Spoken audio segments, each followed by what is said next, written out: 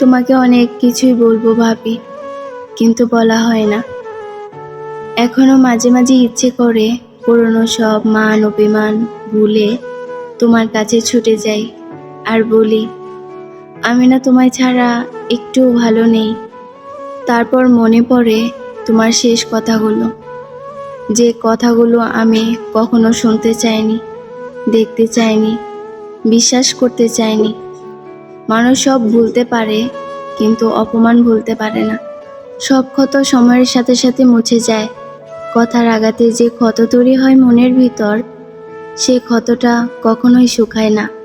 একদিন যে মানুষটাকে হারানোর কথা ভাবলে বুকের ভিতর হাহাকার করে উঠত, তার সাথে কথা না হওয়ায়, একদিন সেই মানুষটাকে দেখতে না পারলে বুকের ভিতরটা শূন্য হয়ে যেত বহুদিন তাকে দেখতে না পাওয়ায়।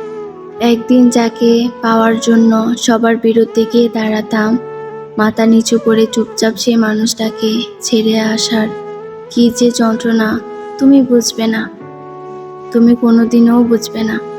দীর্ঘ একটা মেসেজ লিখবো ভেবে চোখ ভর্তি জল নিয়ে কাঁপা কাঁপা আঙ্গুল কিবোর্ড থেকে সরিয়ে নেওয়ার অনুভূতি কেমন হয়।